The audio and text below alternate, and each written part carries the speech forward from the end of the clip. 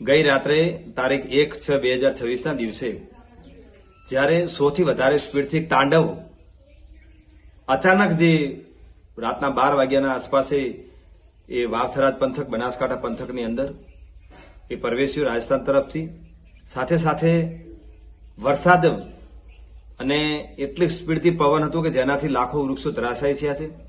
ખેડૂતોના જે પશુઓને બાંધવા માટેના જે શેડ હતા, ક્યાંક રહેણાંક ગરથાર હતી, જે ઘર હતા, એ તમામે તમામ એવા ઘણી જગ્યાએ સંપૂર્ણ ઘર એ નુકસાન પામ્યું.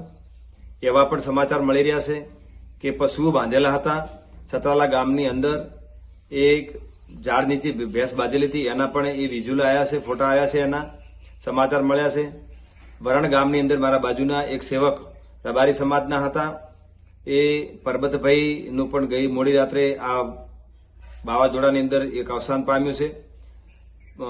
આવા અનેક જગ્યાએ જાન માલ મોતના તમામ જગ્યાના બહુ મોટું નુકસાન, લાખો પશુઓ પક્ષીઓ એ ખરેખર આ તાંડવની અંદર સમાઈ ગયા છે. ખેડૂતોનો મામૂલો જે બાજરી જેવો પાક હતો, બીજા અન્ય પાકો હતા, એ ખેતરની અંદર જ એ લગભગ 70 થી 75% એ પાક અત્યારે ખેતરોની અંદર હતો, એ પણ પદળી અને ત્યાં આગળ મોટું એમાં નુકસાન થયું છે.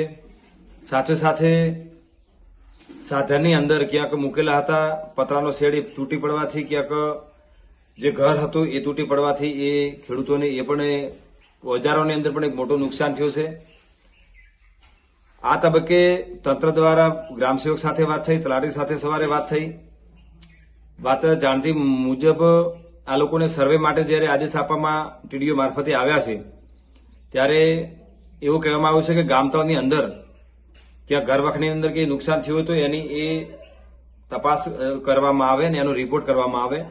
પરંતુ ટીડીઓ સાહેબ કે આ જેણે બી પરિપત્ર બનાવ્યો હોય એને કદાચ ખ્યાલ નહીં હોય કે બનાસકાંઠા વાવથરાદની અંદર એ આંતરિયાળ વિસ્તાર હોવાથી એ ગામતળની અંદર કોઈ રહેતો નથી અને ગામતળની અંદર પશુપાલનનો કે ખેતી કરવી પોસિબલ નથી. ત્યાં માત્ર એ ઉકરડા થઈ શકે છે એટલી જગ્યા હોય છે ગામતળની અંદર.